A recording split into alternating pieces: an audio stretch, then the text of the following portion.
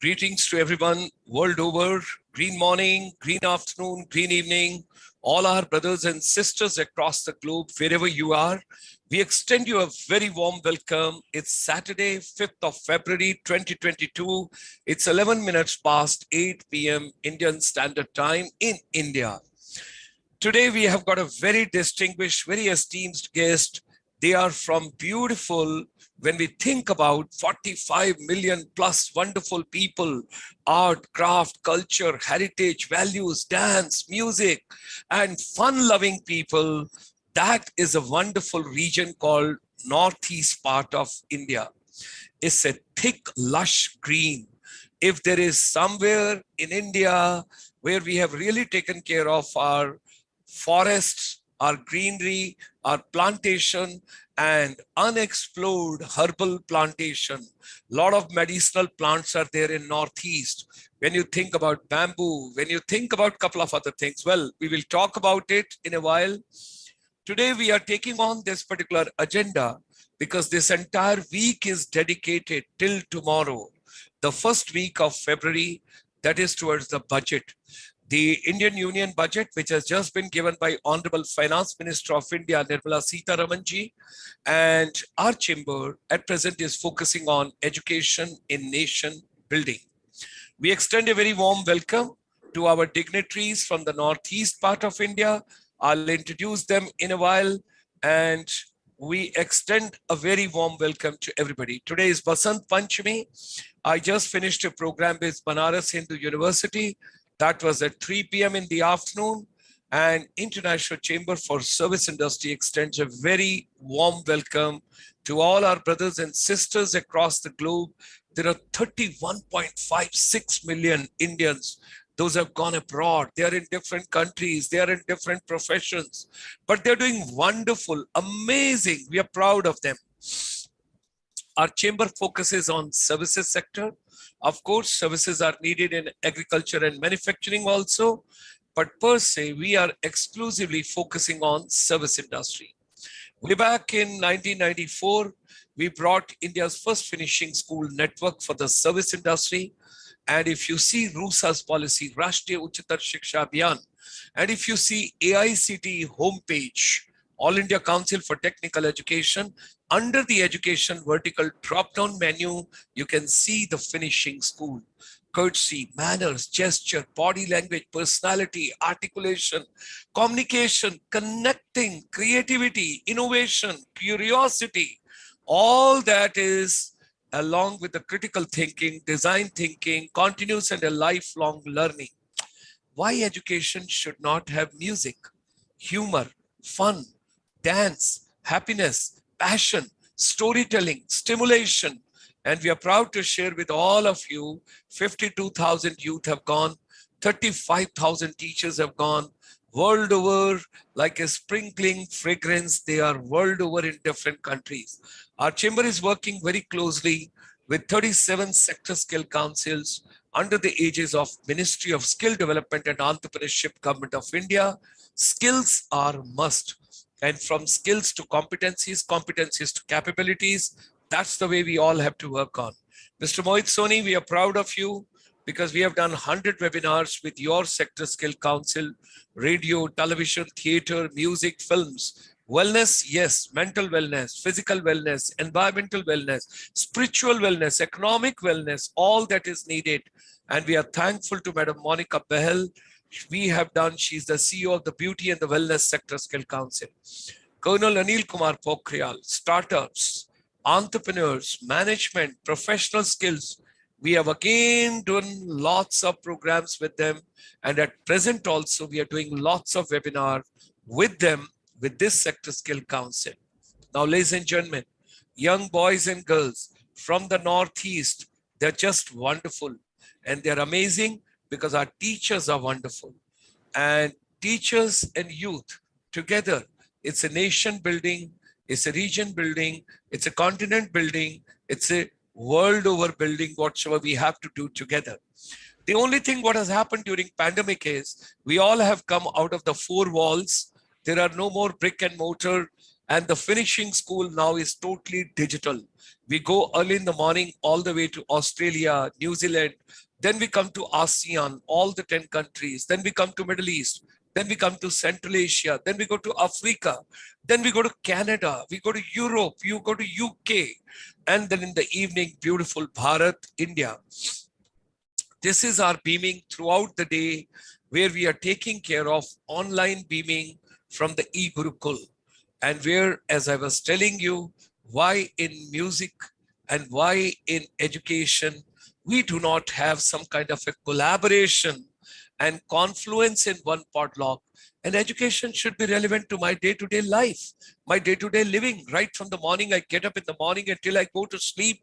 I should learn, relearn, pick up, upskill, skill, whatever is needed in my life. Thereby, education, skills, micro, small, medium enterprise, they all are inseparable. Tomorrow morning, 9:30, every Sunday, our president joins us from Woodbury University, Burbank, California.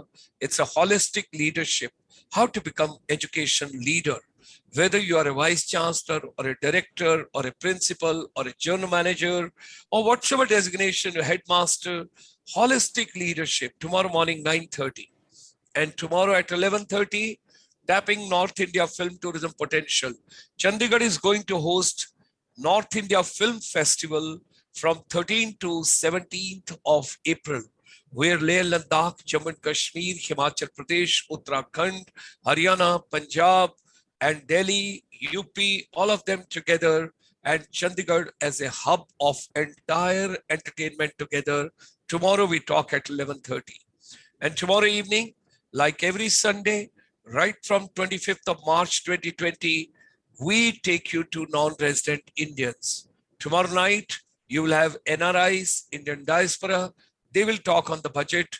They will talk about what NRIs can do for Indian education and skills, and how do we prepare global teachers tomorrow evening at 8. Ladies and gentlemen, long back, Napoleon Hill, he told, whatever your mind can conceive and it can believe, it can achieve. You should have an idea. The idea is to be just turned into. So welcome to India Budget 2022. And here is the big push for the Northeast. And this is the budget which has been given by Nirmala Sitharamanji. And the Northeast Council, that is in Shillong, is going to have 1,500 crores separately for the development initiatives. Now, this 1,500 crores is separate to all the funds which is coming otherwise for development processes. And when I was talking to the railway authorities and we had an interaction, government is giving lots of push as far as the connectivity, whether it's a road connectivity or it's a rail connectivity, all that has to be pushed the best possible way. And our young boys and girls have to be given an opportunity. And there's also a new scheme of the Prime Minister Development Initiative that is called PM Divine. And that will be implemented through the Northeast Council, what we were talking about, Gati Shakti. Now, some of the projects which have to be implemented, because this program is going live world over, it's on the YouTube, you can see it later, you can enjoy, you can read it out, let's not spend time. These are the allocations for the Northeast region. This is also available to you. You can see the entire budget estimates which is being given, and different ministries, different departments, different verticals. This program is going live on GS Motivator on the YouTube, where you can see it will be available later also. No editing. Whatever is being discussed over here, that goes world over. So with these words, ladies and gentlemen, join me in welcoming, extending a very warm welcome to Dr. Lalbai Dicky ma'am, that is from Mizoram. She's a director, College Development Council. Mr. Momo Singh, that is from Manipur. He's a general manager, Classic Group of Hotels. They have got their Hotel Management Institute. They have got a Nursing Institute, and they are into skills also. They are doing lots of job. Now, Mr. Wezuho Kehio, he is the General Secretary, Private Colleges Association, Nagaland, who is joining us over here. And Madam Dicky, I have made a mention. She is the Director, College Development Council, Mizoram University, and Mr. Pankaj Das, he is the Director, Modern English School. Besides that, he is also President of the Assam Private Schools Association, which they have got. Mr. Tyrone D. Brass, he is very, very supportive right during this pandemic. From the beginning, we are together. He's our advisor for the education vertical in the Northeast region. He's joining us from Meghalaya. So ladies and gentlemen, meet Manipur, Nagaland, Mizoram, Assam, Meghalaya today, and rest of the states I'll bring in the next program. Join me and extend a very, very warm welcome to all of them. It's indeed a great pleasure to have all of them. And we are going to talk about education vertical. They can take on whatever they want to put into the ecosystem, the budget part, the new education policy 2020, school education, higher education, technical education, vocational education, skills development, youth. And if you want to integrate some kind of a music, because Northeast is musical, lot of dancing. When I'm going to start with Madam Dicky, we have got Mizo bamboo dance, which is very, very popular. We all have been enjoying for quite some time. And I still carry the fragrance right in my laptop of, the bamboo pickle also. That something is very nice. And besides that, what do you call jam? That is also very nice. So a lot is there, and it's a pleasure to have this galaxy over here. And I would request Dr. Lalbai Dicky, ma'am, to kindly take on the floor. You can express your views, and thereafter, in sequence, Mr. Tyrone will decide how to go by, whether younger generation or senior citizens, whosoever is senior, whosoever is younger, you all can take on. Let's give a respect to the lady, and we start with Madam Dicky. Ma'am, you can unmute. Yes. Yeah. Thank you so much, Mr. Gulshan Sharma. It's been a while since we had, the opportunity of meeting each other and discussing certain things. And it's quite a privilege for me to be invited here with this august gathering and making my points. I don't know whether I should call it as making my points. And what I find very relevant about tonight's discussion is the topic itself, which says making education and skills relevant, empowering educators and youth of India. And this discussion in the wake of the Union Budget 2022 is quite relevant. The timing is quite right. And also in the wake of this NEP 2020 and everyone looking forward, let me say looking forward. Some of us may not be looking forward to implementing this NEP 2020, but at the same time, the linkage between the today's budget to NEP 2020, to the COVID situation, and to the problems that we are faced with. This is what I feel that our discussion is going to be. And it's a privilege, as I've said, that I am being given the first, the first opportunity, because when we are sitting as a panelist, being in the last, sometimes we will think of something to say. Somebody may have said that already. So I think it's really a privilege that I'm the first one to be called upon here, and I'm free to say whatever is in my mind. As we all know, the budget allocation, which was presented by the finance minister on 31st January, gave a huge rise to education sector, which amounts to 1.04 lakh crore against the 93,000 crores last year.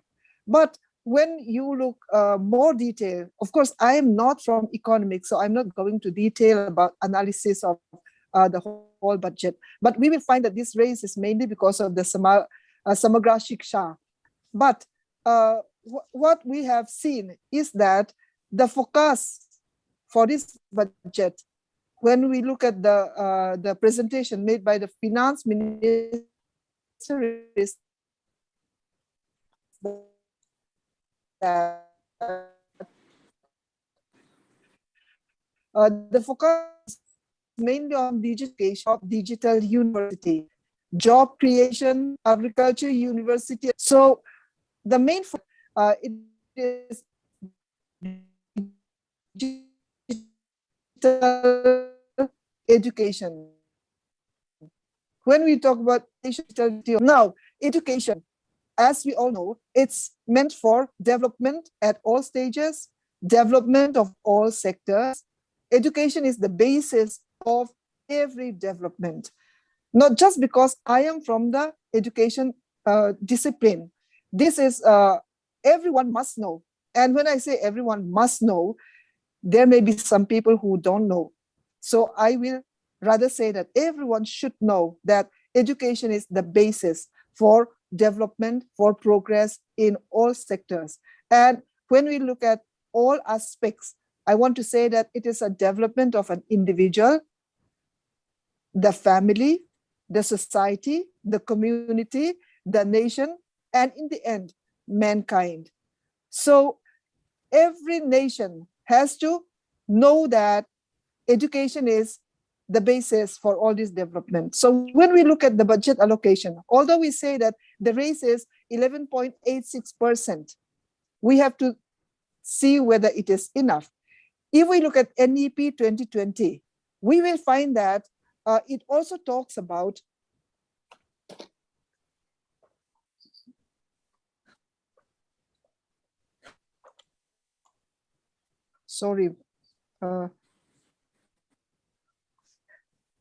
it also talks about, 6% of GDP should be allocated for education.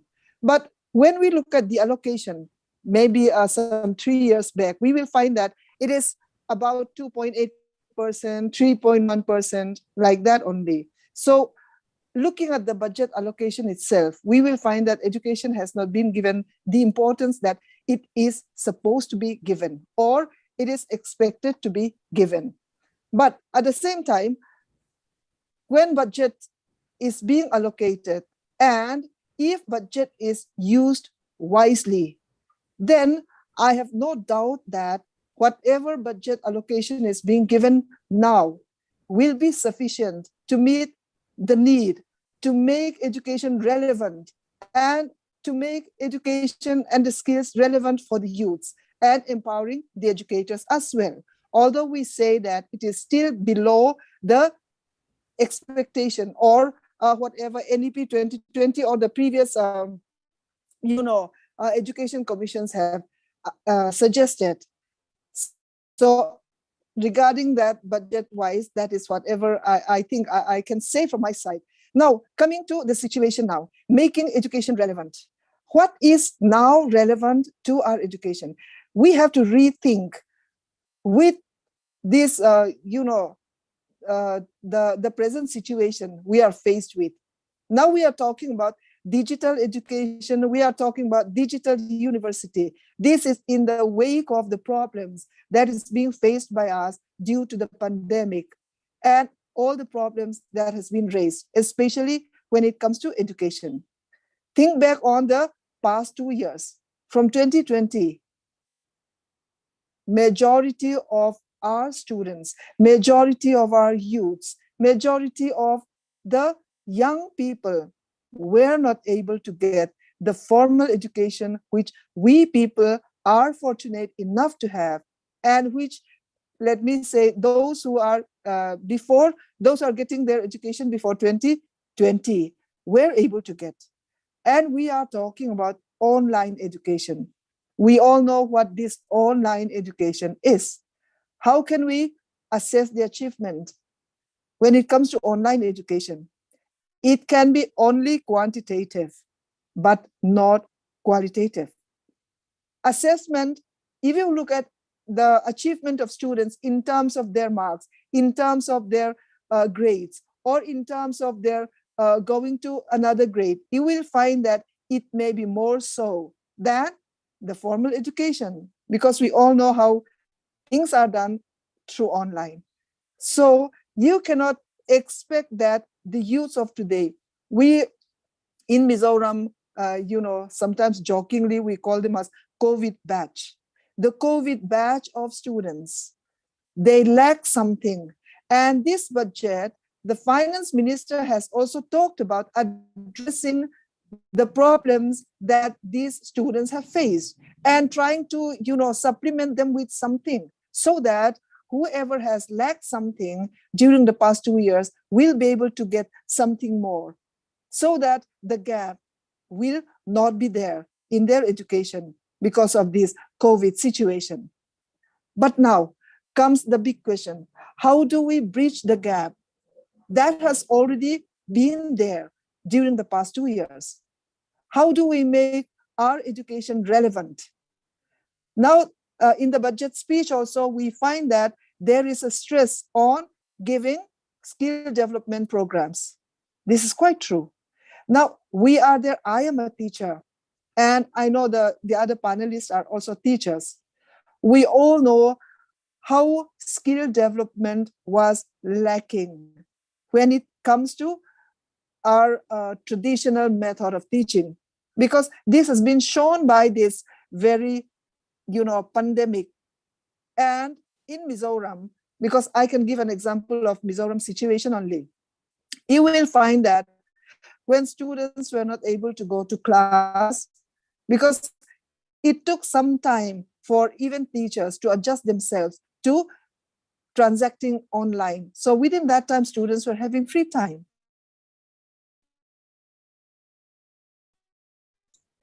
I think first thing is we need better connectivity And in Northeast. I am stressing here, developing their own skills without the help of anyone, without the help of teachers, without the help of the schools.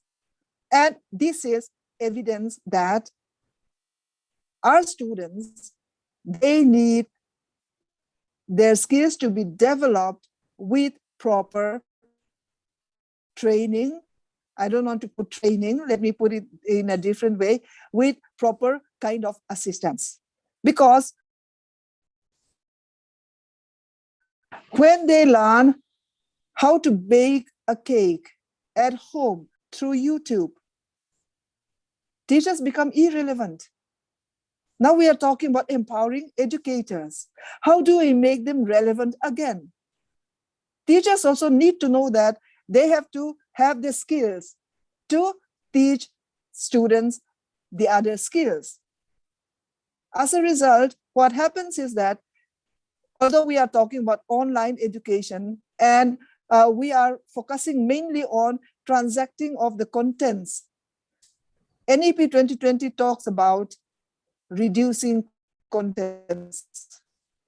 If you look at the whole scenario of NEP 2020, the whole scenario of the pandemic, and NEP still learning skills through YouTube without them going to schools.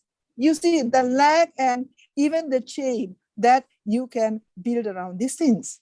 So now, what is relevant now? Making education and skills relevant to what is going on, the contemporary time, the time that we are faced with now. And, what can we deliver to our students? We need to review now. Now, the budget, as I have said, because this is Union Budget 2022, so I will try to link something with the budget also. When we talk about this budget, 1.04 lakh crores, it's a big amount, it's a huge amount. If used wisely, we will be able to empower even the educators, empower our youths. And by empowering them, they will be able to develop their skills. And it is high time that we as teachers, we as educators, we as planners, we as education administrators, we have to know that the traditional method of rote learning, content-based, education, which is made up of contents which students will never use later on, but which made them very stressful. We become so stressed at the time of examination because we are not able to recollect all that we have studied. because recollection means we don't understand and we learned it by heart and we have to recollect. Once you understand skills, you will never forget. I'm sure that all those in the panelists, you know how to drive. These are the skills which you will not forget because these are not learned through rote learning, because these are the skills that you develop.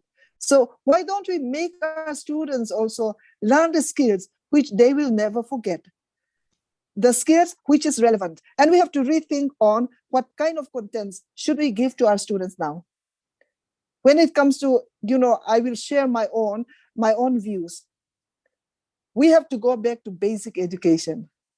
We talk about digital education. I'm talking about basic education. But basic education we can provide digitally. Let's think about this. Basic education, where Mahatma Gandhi talked about self-sufficiency.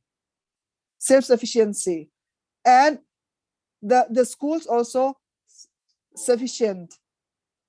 The schools also being able to, earn, and students also able to earn while learning. So earning while learning, it can be given through digital education. And when we look at this basic education, why I'm talking about going back to basic education is because of the experience that I gained due to this pandemic, lockdowns. We all know what is what lockdown means. Everyone have to stay at home. People may have lakhs and lakhs of money, but when they don't have even one bag of rice, what will they eat? So we have to go and beg. I don't know whether I should use the word beg. It's the farmers who helped us. This is what is happening in Mizoram. In Aizawl, Mr. Gulshan Sharma has already been here in Aizawl. It's the capital. Majority of the people are middle class who earn their living by government jobs. But their money was not able to help them out in that pandemic situation. And it's the farmers, the agricultural laborers in the villages who flocked together and donated their products to people in Aizawl. I'm still touched by that. So why don't we go back to basic education where we learn how to earn, we learn how to produce our own needs.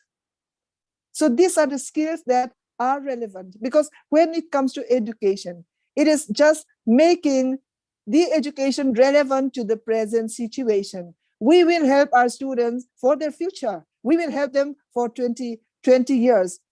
We have to have that vision of 20 years ahead, 30 years ahead, 50 years ahead, whatever is there. But at the same time, the most important thing is, are they equipped to meet the challenges of the present day? Are they equipped with the challenges of hardships?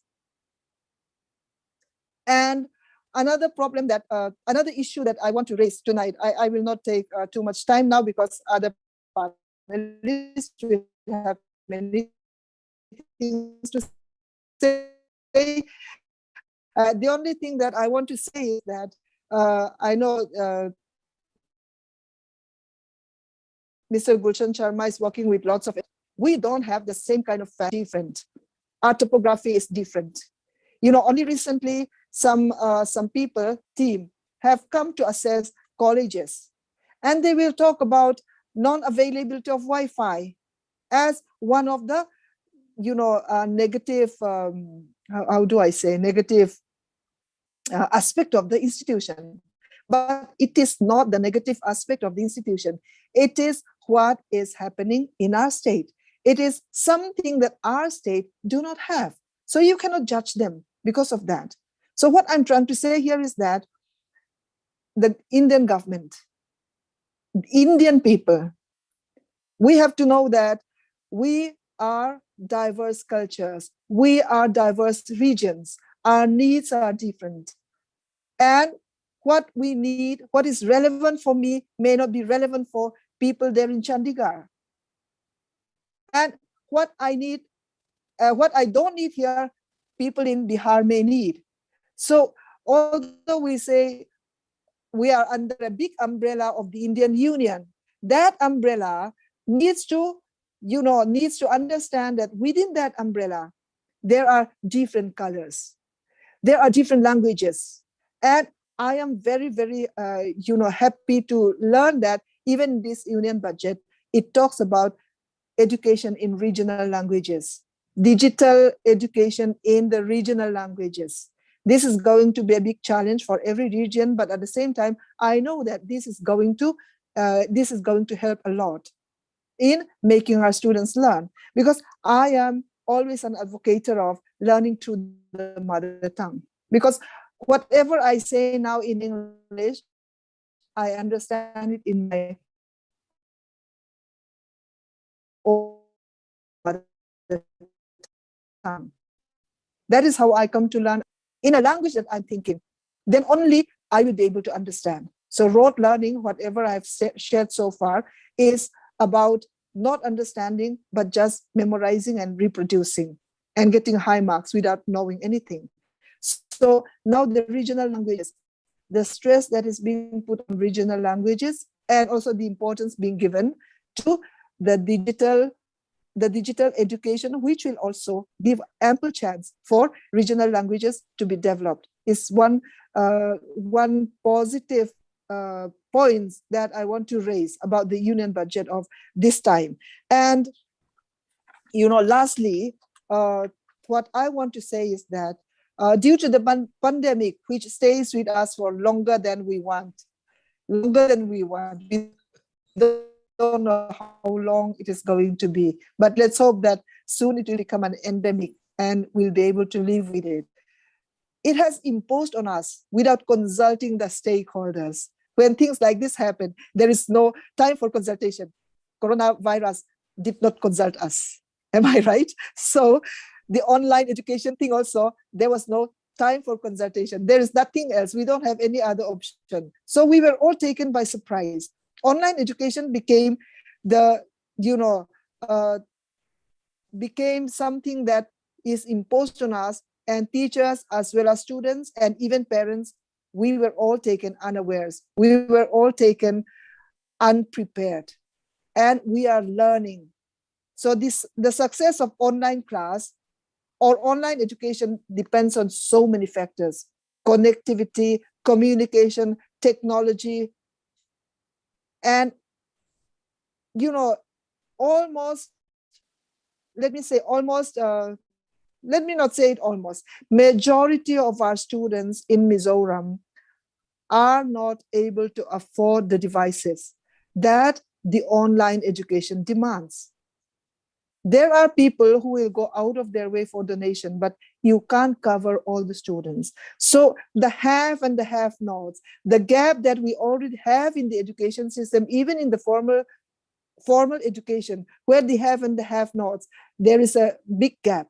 This is going to happen if the government do not think about providing access to the students for digital education. If not, there will be bigger gap between the have and the have-nots, and the development of a nation, which means development of everyone, whether the have or the have-nots, whether the scheduled tribes or the scheduled castes. It has to happen for everyone. So I do hope that this platform will go at least some way in conveying to the government, in conveying to the general public that when we talk about changing, we may come back to the formal education, but this digital education is not going to leave us, because this is a way for development. But to make this development reach every nook and corner of the whole Indian strategy, how do we help them? How do we let these devices, these technologies, this communication, this connectivity accessible to each and every of the students? And also, how do we empower even our educators so that they will be able to help our students develop the skill relevant to their time. With that, I will end Thank you. whatever I need to say tonight. I do hope that we will have lots more discussion. Yes, yes. Thank you very much, ma'am. Thank you. Wonderful views from your side. Thank you so much for giving me this time. Wonderful views from your side. Thank you very much. Very kind of you. And it was, you tried and elaborate and covered NEP also, budget also, terrain also, different colors also. I'm seeing that umbrella which has got different colors, and all the colors have to be given equal opportunity. That's something is amazing. And you also made a mention, technology we got to adopt irrespective wherever we are. Everybody should get a seamless bandwidth and a seamless connectivity, and all devices should reach. One thing for the pandemic, I'm very happy when I take into consideration, there were many people, those were working very hard, but they were not getting on the front, and they were not getting seat, they were not getting recognized, they were not getting appreciated. Now education has become transparent. If you're working hard, if you are creative, the world will know about you, who you are. Now, with these words, while conveying my thanks to Dr. PDK ma'am, may I request Mr. Tyrone to take on.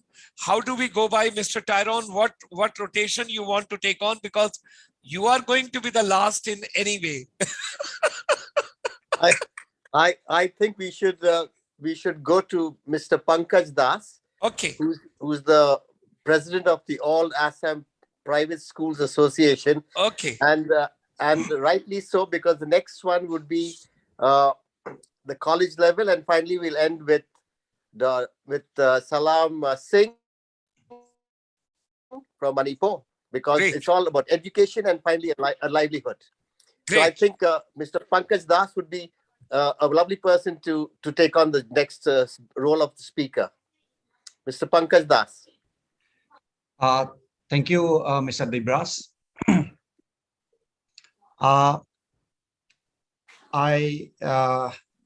Let me begin with what I feel, although it might be a little contrarian. We are here to talk about, with a special focus to the budget, that is the amount that is allocated for education. But my view is that the money that is to be allocated is irrelevant, because what we hear is the allocation for education is less. Yes, obviously, the budget is the government's budget. How much money the government will be spending on where? So it is the government's spending. So it is obviously about government schools, not private schools. So when we are talking about the budget, we are talking about the government schools expenditure. Now, when we talk about more money to be allocated, we need to see whether actually less money is being spent now. You can always spend more. You can spend 10 lakh rupees per child, but that's not the point. Resources are always limited.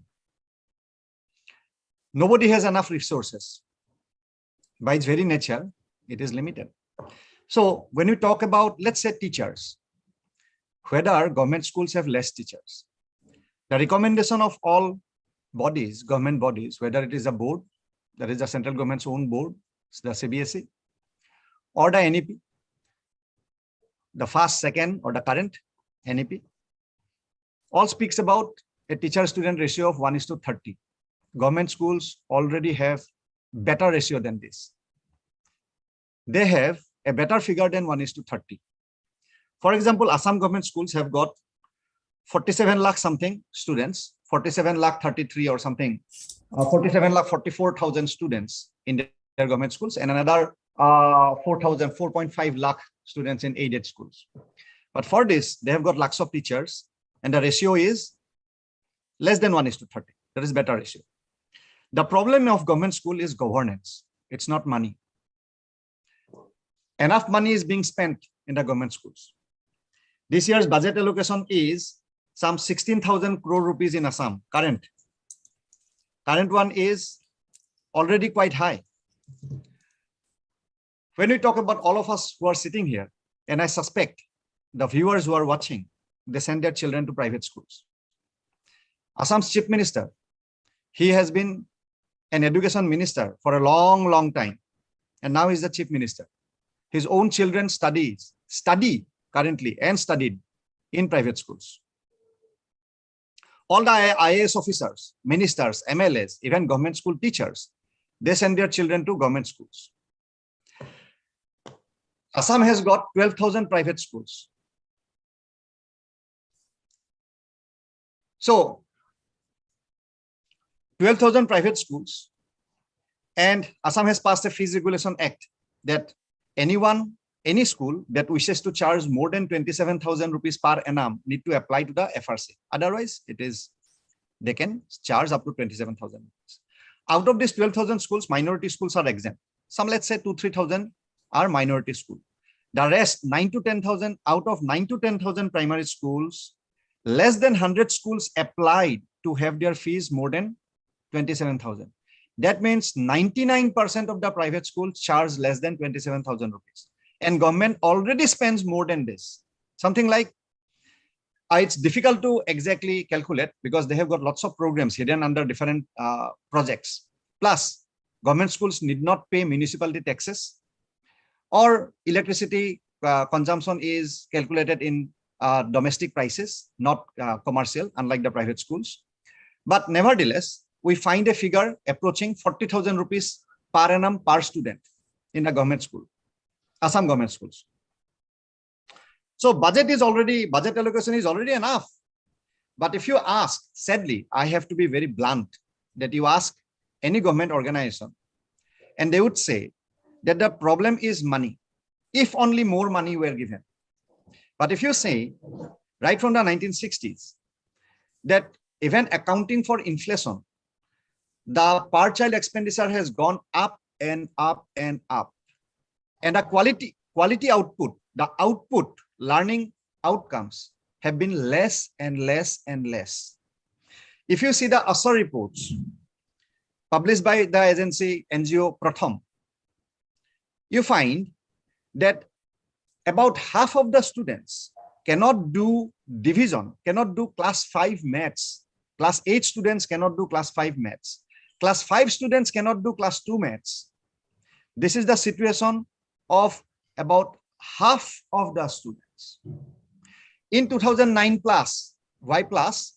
Because about 60 countries participated in PISA. So it is called 2009 plus. India came out second from bottom, above Kyrgyzstan. And what was the government's response? We shall not participate in PISA test anymore. So the learning outcome after spending lakhs of crores of rupees is pathetic, to say the least. So much pathetic that the people who are supposed to run the government schools, they don't send their children to those schools. Only a few schools are performing, namely the Kendriya Vidyalaya Sangathan, some 1,000 odd schools, or the JNVs, Sainik schools, or the NDMC schools, New Delhi Municipality Corporation schools. So a few select government schools out of the lakhs of government schools are somehow carrying the torch ahead. It's a pathetic condition because it's the real poor who send their children to the government schools. And as we know, that the way out of poverty is education. And so these children really need the best of education, and they are getting the worst of education. So it's not really about money at all. We don't need more money. Sure, if we have more money, I earn 10,000 rupees. If I get 20,000, fantastic. I earn 1 lakh rupees. If I earn 2 lakh rupees, fantastic. But it's not a question about the allocation. It's a question about how we are spending money. And we are spending our government money, our tax collector. Government does not earn any money. We do. the private citizen, and it's a share of our money, and it's going down the drain, fattening the pockets of contractors, bureaucrats, and politicians. And who said this? Rajiv Gandhi said in the parliament. So this is the condition, and we need to discuss about that. Not how much money, whether 6%, 10%, 12%, those things are, it doesn't matter. This is the pipeline. This is the pipeline full of holes. You may pour 1 crore, you may pour 1 rupee, you may pour trillions of rupees. It all falls through the holes. So the question is about governance, not money. You know, yeah, Mr. Das, what you've just spoken, that's an issue that needs to be addressed, and it'll going to take time. But their efforts are being made to plug these loopholes. I would now like to get Mr. Bezuho Keho from Nagaland. Hello. Can you unmute your mic, Mr. Keho? Mr. Vezuo Keho, can you unmute your mic, please? Yes, good evening. Good evening, sir. Mr. Tyrone is extending you a warm welcome. Hello. Yes, Mr. Keho. Can you put on your camera? We can hear your voice, but we can't see your picture yet. Yeah. The video. Hello. Yes, please. Yes. Mr. Go ahead, Mr. Keho. Yeah. Ladies and gentlemen, he is the General Secretary for Private Colleges Association of Nagaland. And it's a proud privilege to have him today. He's a principal. He's running his own institution, prestigious college in Kohima. We extend him a very warm welcome. Mr. Vezuo. Hello. Yeah, please go ahead. Please go ahead. Good evening. Good evening, everyone. Please go ahead. Good evening, Mr. Keho. Yeah. Okay, sir. Thank you, sir, for giving me this privilege to come and share with you all. But unfortunately, today I'm out of my station. So I have some fact and find to share, but still I don't have the copy with me. So I would like to know from other states, and the next time I'll share. Hello. Okay. He's having a challenge, Mr. Tyrone. He's traveling at this point of time. All right. I know there's a little connectivity issue over here. In the meantime, I think we can move on to Mr. Salam Singh, General Manager, Classic Group of Hotels, Manipur. Mr. Singh? Good evening, everyone, once again. Yes. Yes. Thank you very much. Yes, Mr. Singh. For giving me this opportunity. Momo, can you raise the volume of Momo, there is a lot of echo at the place where you are. We are getting a lot of echo.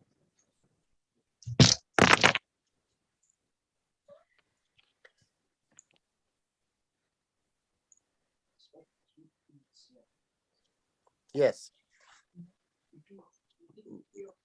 No, there's no audio.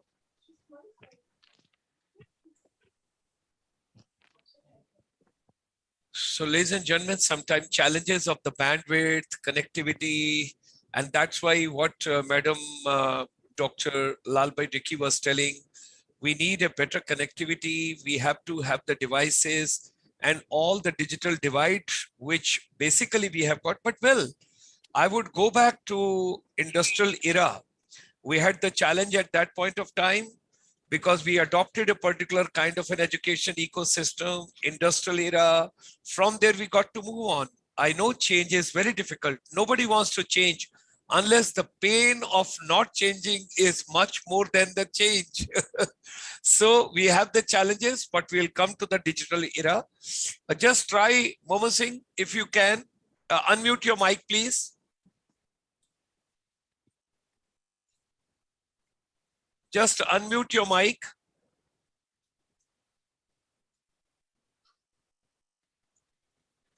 You have to unmute your mic. Unmute your mic. Yes. No. There's a difficulty. There's a difficulty. Audio. What you can do, I would request you, you switch off and log in again. You will be able to. You switch off and log in again. And by that time, Mr. Tyrone, you can take on, please. Mr. Tyrone? Yes, doctor. Thank you, doctor. Yeah, you can take on. Meanwhile, Mr. Salam, he will go off. He will log out once and he will log in again. Let him try it out.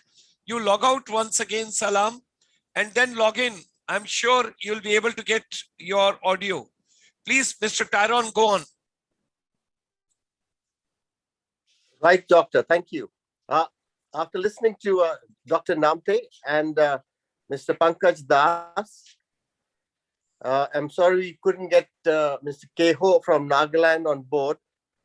But after listening to the two first, the Dr. Namte and Mr. Pankaj Das, where she mentioned about the digital divide, which is plaguing India, and that needs to be addressed, and rightly so, because we are not yet reached the endemic stage of the pandemic, and so we are still going to be having online learning on and off, and for that to happen, the digital divide needs to be addressed.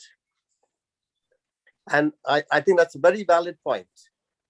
And what Mr. Das brought up this evening was not money, but governance in government schools. And that is the bane of most government schools all over India. For that happens because many people are appointed who are basically political appointees. Now, we need to have a body which is totally transparent in recruiting people for government jobs, government school jobs. So the two points that struck me most was the digital divide and governance in government schools. And what Mr. Das did say was the elite working in the government, their children go to private schools. And that's here in Meghalaya too. They don't go to government schools. They all study in private schools. And unless the government people who are in charge of education, if their children go to government schools, I'm sure there would be an effort to improve the schools, because every parent wants his child to have a proper education. And unless that gets addressed, it's not going to happen. So, and you know, doctor and the other panelists, the NEP 2020 focuses on holistic education.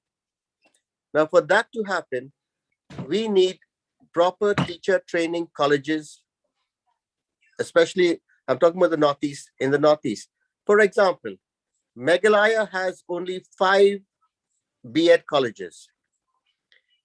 Mizoram has got 3, Tripura 3, Manipur 3, Sikkim 5, Arunachal 3, and Assam has got 74, which is the best. And then the NCTE portal, which was set up in 2020, where you were supposed to apply for the 4-year integrated course. That portal is still closed. Now that needs to open up. Otherwise, you cannot log in and get permission to start the course. And you're well aware, because I'm talking to you frequently on the cases in Meghalaya, where the colleges, B.Ed colleges, may not have every requirement over there, and they're not getting permission to start. Now, we have a backlog with teachers who are untrained, a huge backlog running into many thousands. And like I say, Rome was not built in a day. So I think the colleges that do have the staff, that do have certain other departments in the college, should be given permission from the ERC to start. Now, one good college, which is the Don Bosco College here in Tura, is still not getting permission to start classes. And the same story could be repeated in many other states in the Northeast, maybe with the exception of Assam, which has 74 B.Ed colleges.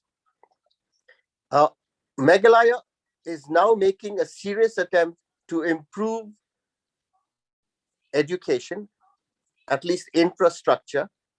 The government is now renovating 1,000 schools in the state. 1,000. That's a huge number. So, like Mr. Das did say, money is not an issue. It is how you spend the money and you govern the whole situation. So this is what I have noticed. Talking about the ERC, that needs to be a little more responsive, doctor. Many colleges in the Northeast are running from pillar to post, but getting nowhere. So if something can be done about making the ERC a little more responsive and faster, because at the end of the day, we need to educate our children. We were supposed to be a developed nation by 2020. That year has passed, and we are still lagging behind. We were promised 6%, we got 2%. So what's been promised should be delivered, at least to the higher end, not to the lower end. Okay, and if you're going to implement NEP 2020, then teacher education is a must. And for that to happen, the ERC needs to grant permission to colleges starting the 4-year course, integrated 4-year course, and allowing B.Ed colleges to continue what they were doing earlier. So in my view, ERC needs to be responsive, faster.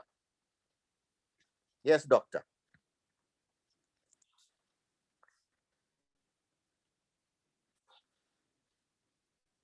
Thank you, Mr. Tyrone. Your points are very, very valid, which we have taken.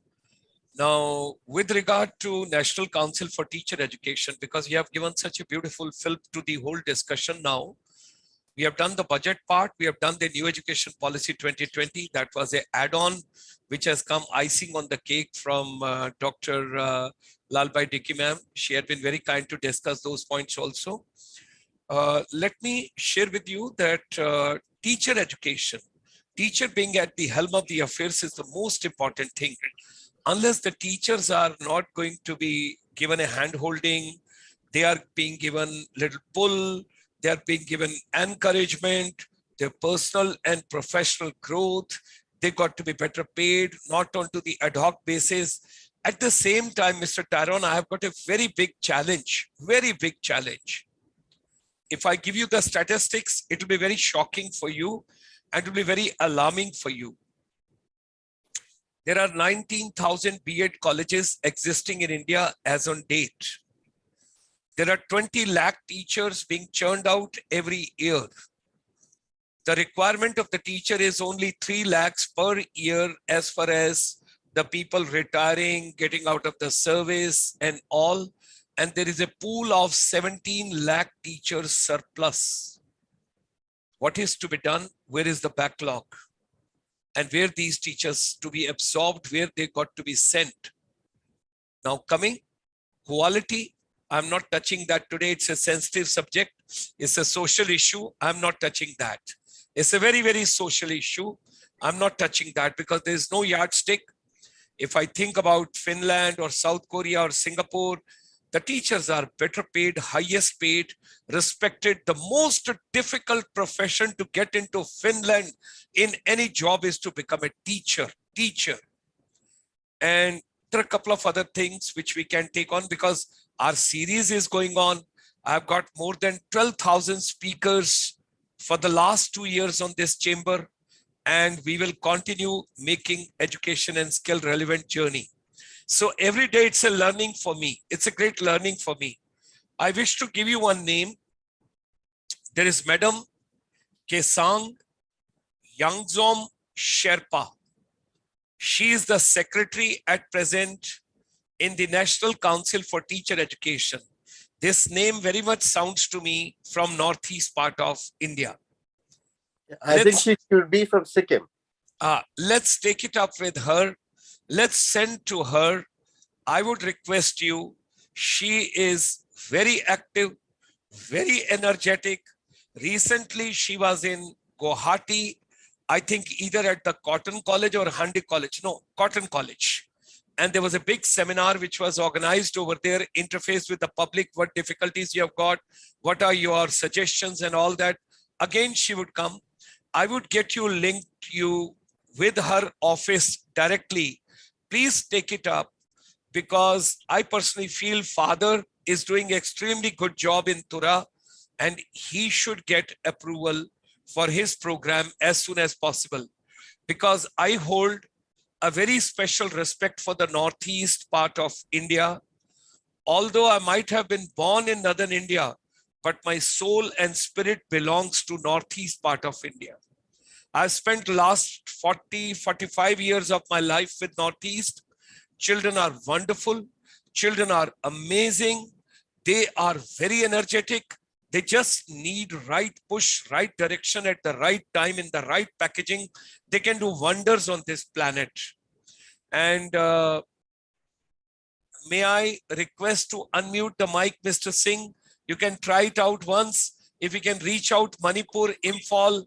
It's a wonderful, wonderful place where I've been enjoying your hospitality quite a bit. Let's try it out. Can you hear me now? You Yes. are amazing. Wonderful. Yeah, loud and clear. Yes. Thank you. Thank you, Dr. Gulshan. We love your energy. I hope this positive energy of yours is also contagious. Thank you, ICSI, for having me as one of the panelists. It's a tough task for me, being one of the panelists amongst the academicians, all the academicians. I'm the only one who's non-academician. But you should be very happy that Madam Dickey, she made a mention, skills are more important than the contents and the academics. Please go ahead.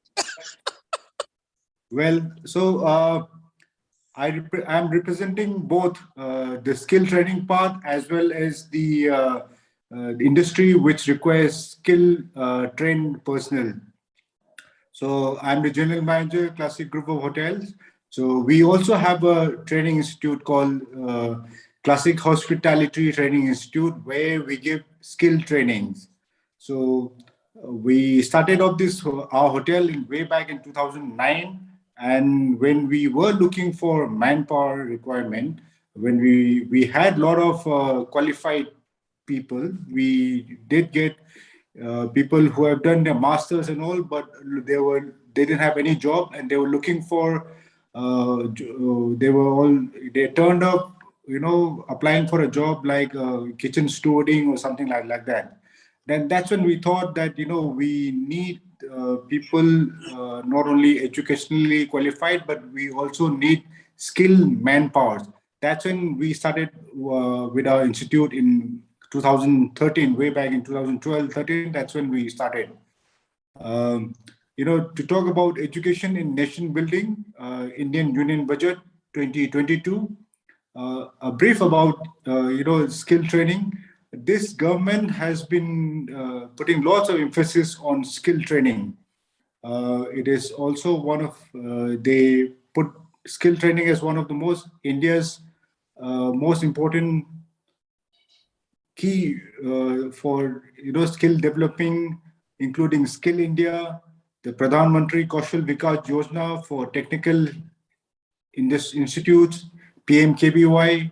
It started way back in 2000, around 2013-14. That's when things started changing a little bit.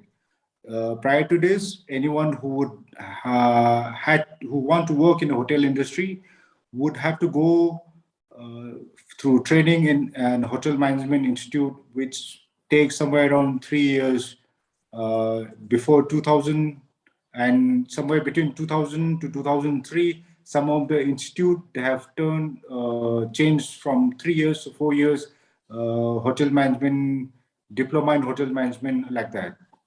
So 4 years it takes, and some of the institutes are also quite expensive. I passed out from hotel management of Institute Aurangabad.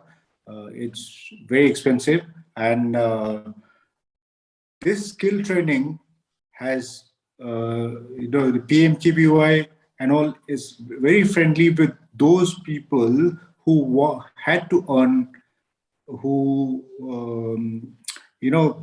who had to earn quickly. They go for short-term courses, and 3 months to 6 months to 1 year course they have. Then they get their certification and they get into the industries and they start earning quickly. Whereas some of the program also, they get stipend during their training program itself. Now, let me talk about a little bit about, I'm not an economist, I'm not an expert to talk about the budget, but I will share some of my views in relation to the skill training budget related to the skill development for the union, in the union budget 2022. The finance minister announcing the government's vision to create more jobs and opportunity for the youth under the Prime Minister Gati Shakti.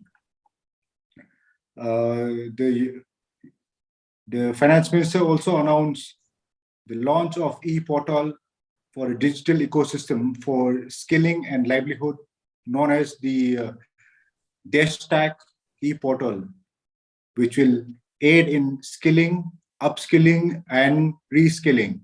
So this is a very important part. I will come to it later on. They also talk about realigning the national skill qualification framework, which was also announced by the finance ministry in accordance with the dynamic needs of the Indian industry, so as to reorient the skill training program and partnership with the industries in a manner that continuously promotes skill avenues, employability, and sustainability. Mr. Sitaraman also announced that 750 virtual labs in science and maths, as well as 75 skilling e-labs for simulated learning environment will be set up in 2022-23 to promote critical thinking skills and to give space for creativity.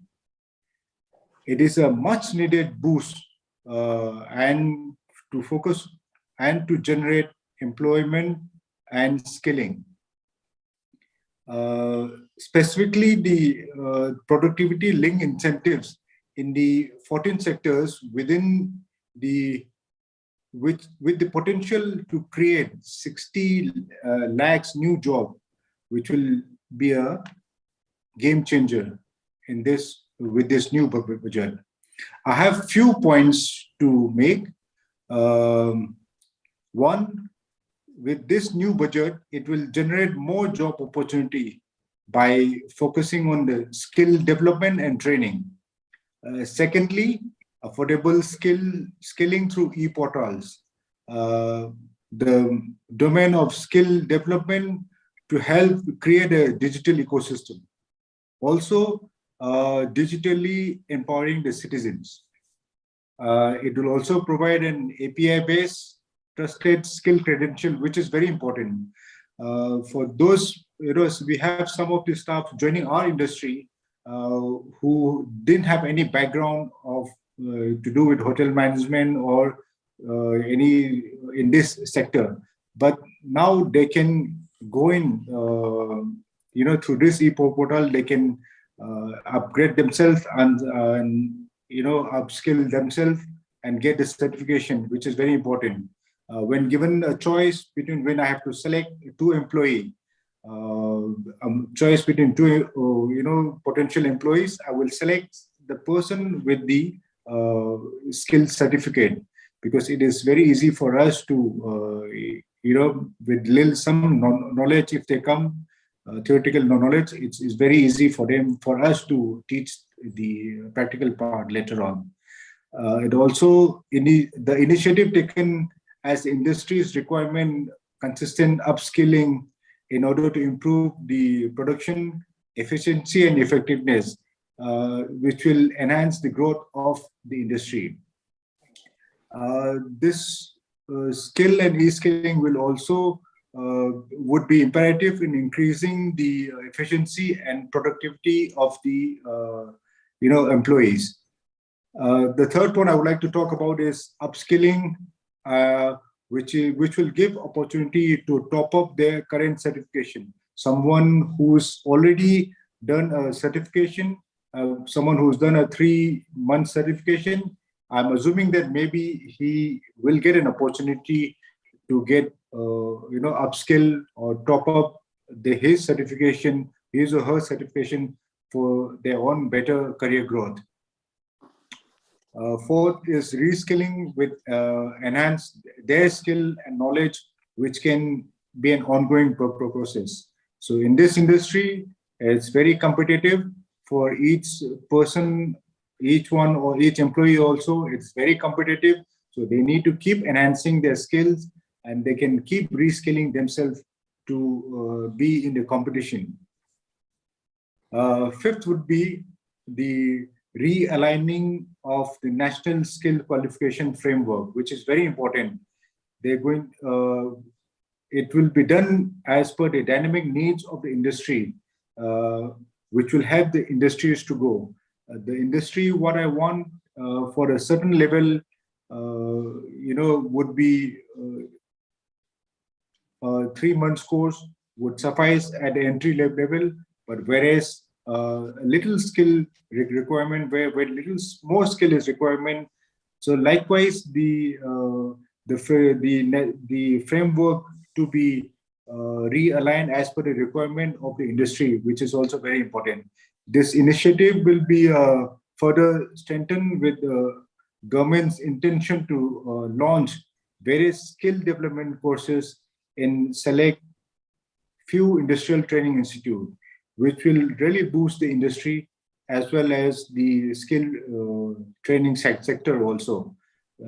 So I'm assuming that with this government paying lots of attention to the skill development, it will help us, the industry, both the industry which will require the skilled manpower, also the industry who are training the skilled manpower to grow more, and with the support from the with the government, this new budget, Indian Union budget of 2022.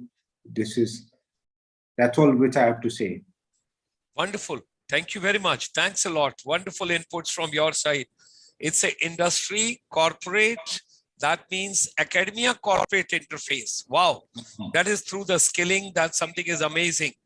Give our regards to Mr. Dabali also, because we are proud of him, and your organization is doing extremely well.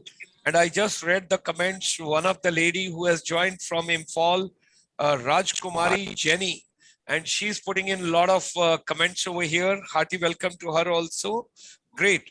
More than 1.2K people have joined from the world over for today's webinar. Mr. Tyrone, let's have a minute each for closing remarks so that everybody feels very happy. And we go in the order. We start with Dr. Lalbai Dicky ma'am, and let her give her concluding remarks for a minute where she can close and whatever she wishes to say. Now this round should be basically, how do we develop needful, desirable, passionate, futuristic teachers. Teachers. I'm not worried about youth. Youth are very dynamic. They are vibrant. They're bubbling with the energy. They can do a lot. What I need is a very, very creative and innovative teachers. Madam PDK, please go ahead. Thank you again, Dr. Gulshan. Like Mr. Tyrone has said, teacher education is when we say education is the basis for all developments. And we are talking about teachers as one of the key stakeholders because they are the one who transact education to the youth. So their development is very, very important. So I did not touch upon that when I talk about the whole education scenario. But now when Mr. Tyrone talked about that, it touched me again because this is what we have been talking about. You may get different kinds of people to teach. The important thing is that they have to be trained to become, they have to be professionally developed to become good teachers. So they may come in with a blank sheet. They will come in with their degrees, whatever, certificates and everything. But the most important thing is that their efficiency needs to be developed, and it can be done only through the training institutions that we have. And ITAP, as we call it, Integrated Teacher Education Program, as Mr. Tyrone has rightly said, although NEP 2020 talked about this 4-year integrated teacher training program, now we are still stalling. And ITAP has been introduced, I think some 3-4 years back, that it is going to be compulsory. But now NCTE has not encouraged.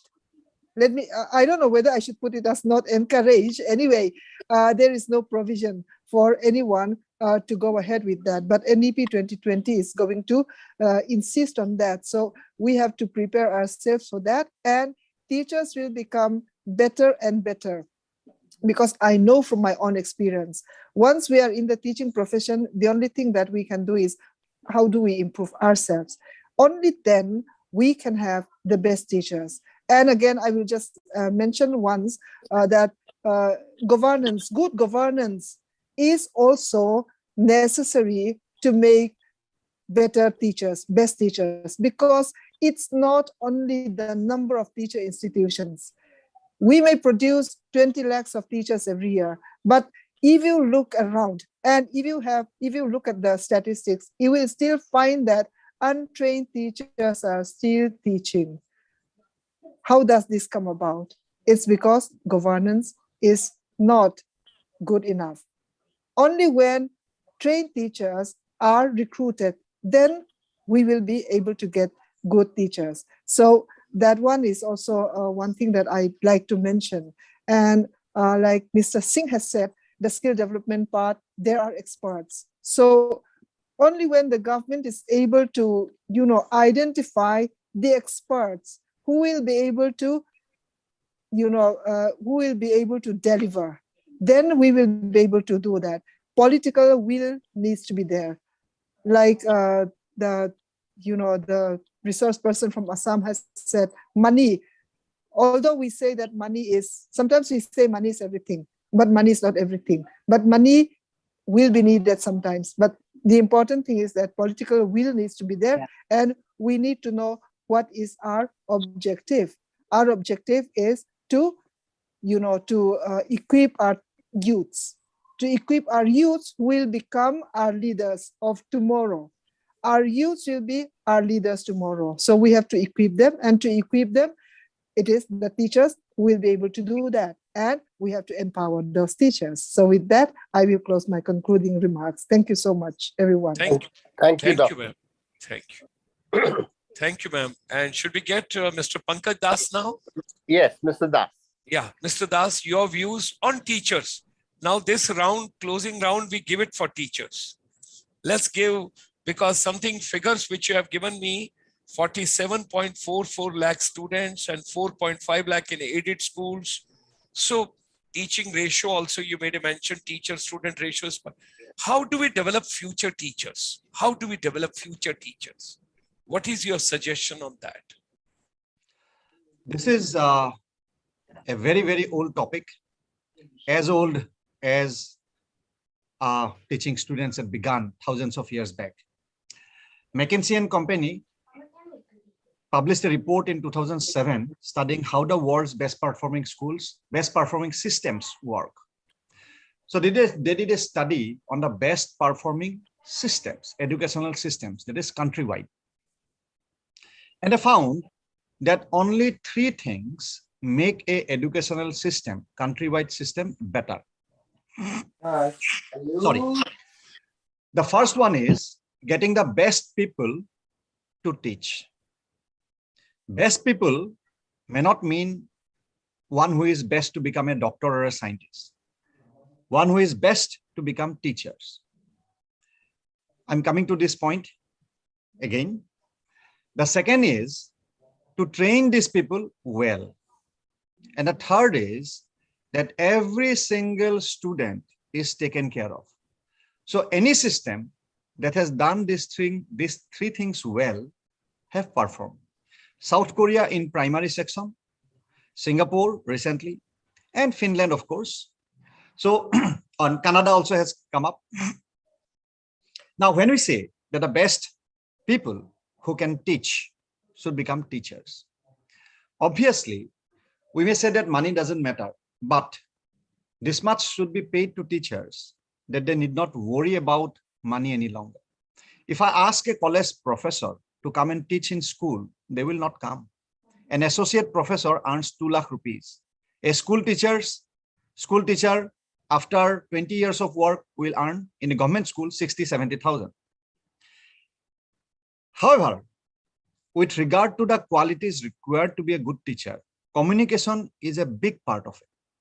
But the B.Ed program of the nation doesn't even talk about communication skills, voice control, theater techniques. It is talked about in later part once a person becomes a teacher. So today when we talk about teaching, there are other contextual considerations without which innovation will not happen. The chief among which is an anathema to our society, that is making profits. Media, the 4th pillar of a democracy, can earn profit. Hospitals can earn profit, but schools are not allowed to. So what is happening is good source, legitimate sources, money sources are not coming into school. Once that is allowed, concepts like open schooling, hybrid schooling, so these kind of things will happen. That is to say specifically, there is a set part of teaching that can be recorded. That is the explanation part. The explanation part of education can be recorded and the student can go back to it. But school, do schools matter? If we can do everything digitally, then let's close down the schools. All the land will be free for other industrial purposes. But school is not only about academics. School is about much more. It's a mini society. These days, when children have not come to school, they have not understood body language. They have not got peer-to-peer learning. Communication, those things haven't developed. Depression, you get happiness after you come to school. Our children have suffered. So everything cannot be done digitally. But school is not merely academics. So if we are to talk about innovation in school, schools will our rules will have to allow schools to make profit. Then good money will come, big money will come, and new things like hybrid schools and open schooling, where innovation, where creativity, these things will be given more importance. So unless we correct such legal bias and contextual bias, and when, as Singapore's Prime Minister, when he came to India long back, he said, if you feed peanuts, you will get monkeys working for you. So when you think about it, we say a teacher has to make lesson plans every day, differential lesson plans, instructional plans, has to know about constructivist approaches of teaching. Social constructivists should know what is the difference between behaviorist approaches, constructivist approaches, social constructivist approaches. Should know first aid of counseling. Yeah, all of these, A, B, C, D, everything. And you will pay, government will pay 30,000 rupees. Private schools will pay 15, 20,000 rupees. Why do we not become teachers? I will not become a teacher because I want 1 lakh rupees a month. I will not work for 15,000 or 30,000. You cannot get the best in the society for this kind of thing. So these are the elephants in the room. Until and unless we address those things, these talks are merely talks, totally useless. And I will end by saying a personal thing. I don't know if the viewers will appreciate. So thank you for meeting all of you, especially Mr. Singh. I have been in your hotels. I think that both the hotels, 2 or 3, I forget. So I have stayed many times. It was good staying there. Thank you so much. Dr. Namte, it's good. I hope I could have heard Mr. Kehu also. And Mr. Dibras, nice to talk with you as always. And Dr. Sharma, thank you so much. Bye, everyone. Thank you. Very kind of you. Mr. Singh, I would like to just take on from you, teacher and trainer. There's a difference between these two, academics and skills. And now slowly and gradually, we all are realizing there should be a less of contents in academics. We should teach that only what is required in my day-to-day life, right from the morning till evening. My social norms, my culture norms, my living norms, but skills are more important. At the same time, if I go to Germany or if I go to countries like Korea, now let's take an example of Germany itself. If I'm a plumber, if I'm a carpenter, if I'm a mason, if I'm an electrician, I'm earning much more than anybody else in the society. They are better paid. And at the same time, those jobs are not considered menial. Somewhere there is a hangover that if I'm a carpenter, if I'm a plumber, if I'm a mason, because the mason wants to become a contractor. He doesn't want to do the mason job anymore. The thing is, in the 15th century, when I look back at the whole thing, that time the GDP was also quite good. Assam was on the top. It was contributing maximum to the GDP of India. And that point of time, one more thing to be realized, nobody was going for a job to anybody. Nobody was unemployed. What should we do? Are you getting real trainers? Or do you feel there should be some more improvement in trainers also? I do not want to go too much into the bottom because quite a bit of it, which I understand, one is practical, one is theoretical, one is totally academic, and one is blended with the case studies, projects, and some kind of orientations and internships and all. So that becomes more practical to my life. So what do you think? Are you having a challenges on the trainers, or what kind of a trainers are you looking forward to? You got to unmute your mic.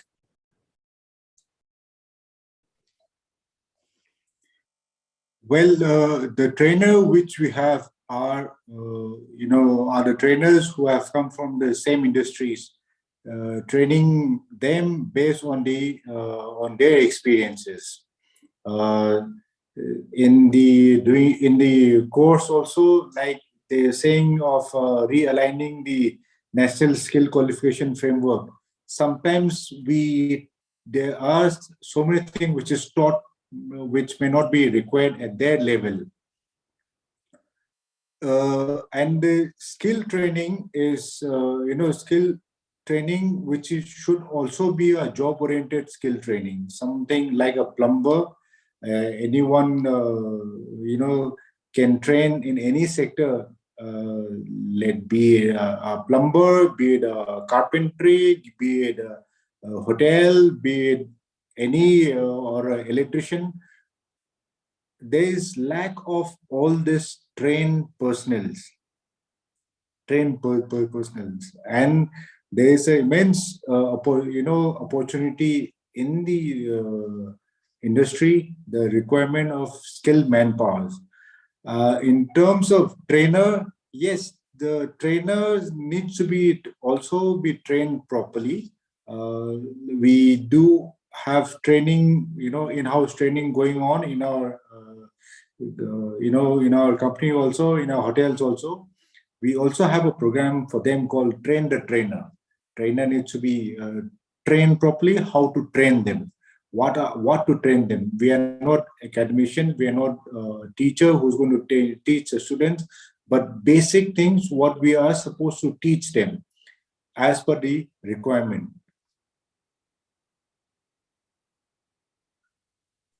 Thank you. Thank you very much. Let's have the closing remarks from Mr. Tyrone. Your mic is muted. Your mic is muted. Yeah. What you had mentioned about skill development and vocational training, today in America, students who have done skill development have got jobs and contributing to the country's economy, whereas those who went to college had taken huge educational loans, and it takes them a lifetime to repay those loans. So I think what this government is doing, putting stress on skill development, is a wonderful initiative. I hope it takes off in the right direction. What Dr. Namte said this evening about, training the teachers to implement NEP 2020 is so vital to make it a success and making India a developed nation, hopefully in another few years. We missed the bus back at 2020, which we had set ourselves. But nevertheless, if we spend money, if we have promised 6%, we should get 6%, and things would work out pretty fine. Now, I could in Mr. Das's voice. He has, being in the education line in Assam, he has seen how money is wasted, how lack of governance is now, no proper accountability, and it is hurting him a lot because he can see it. So I think the points he has raised needs to be addressed. And as Mr. Singh said about trainers need to be further improved, and that's right. You need to become lifelong learners. And if you become a lifelong learner, things are going to work out very well. I have one little issue to raise. The NCTE and the ERC needs to show more enthusiasm of that the government of India shows. Because just having these lovely programs and the bureaucrats who are responsible to implement these programs are not giving the same amount of enthusiasm defeats the very purpose. We need to have proper accountability, and monitoring is so important in these departments for anything to happen. As Mr. Das said, governance. I think this NCET needs to have proper accountability. Now, I'm just looking at the table. Assam has got 74 B.Ed colleges, whereas all remaining 7 states have just 22. You can see the difference. If Assam could get it, other states are begging for more, and it's not happening. That's because NCTE and ERC are not actually working at its best. So, Doctor, with you in charge of the ICSI, I think we have to work harder with NCTE and ERC. We will take it on. We will take it on. Because okay, thank you, Doctor. So this is my observation of this evening. Yes. Very kind of you. Very kind of you. Yes, very well taken. And we will certainly take up once again. I was thinking that this must have been done because we are a chamber. We have to take the voice to the right packaging and right way, whatever best can be done from our side. And that's why during this entire pandemic, we have been given and we have been giving absolutely from the world over the confluence of intellectual capital complementary without charging a single rupee to anybody in any form. No money, no transaction, nothing. Absolutely everything is complementary, and that's why it's a global knowledge confluence. And every non-resident Indian also we are requesting, please don't spend money on anything else. Just support the education ecosystem. You just spend the money in your village. Take 5 kids, take the responsibility of education, give some devices, give some kind of a help, whatsoever you can do to remove this digital divide, because I can understand the pain of those families. Those have got one mobile, and if 3 kids are there, and in turn they have to take on, and the father has to take up the office work as well. So ladies and gentlemen, every change is a pain. Every change is difficult. There was an industrial era also. The digital era has arrived. Even if we don't want to change, even if we want to go back to January, February 2020, we will not be able to. We got to move ahead. And I think Northeast India deserves much, much, much better infrastructure. We have got to move faster. We have to move with the quality, and we have to take care of and education right from the beginning. From the first speaker, we learned if there can be equality and if there can be growth and the universe, it is through education. So with these words, my deepest gratitudes and thanks and regards to all of you for having been part of the deliberations this morning, this afternoon, this evening. Lots of people have joined from Canada. People have joined us from United States. They are from Latin America. They are from Europe. And they are from a couple of other places as well. My president is also watching this program from the Woodbury University, Burbank, California, from Los Angeles. So once again, my great thanks. Look forward meeting you next Saturday once again. Ladies and gentlemen, every Saturday is dedicated to Northeast part of India. And Sunday, that is tomorrow morning, you can meet my president at 9:30. If you have a time, we all can take on the journey forward tomorrow morning. My great thanks to Pankaj Das ji. My great thanks to Mr. Singh. My great thanks to Dr. Lalbhai Dicky ma'am and Mr. Tyrone. And of course, my friend, Mr. Vezuho Kehuo. You could not make it today. We will have Nagaland once again in the next deliberations. Thank you very much. Again, once again, green morning.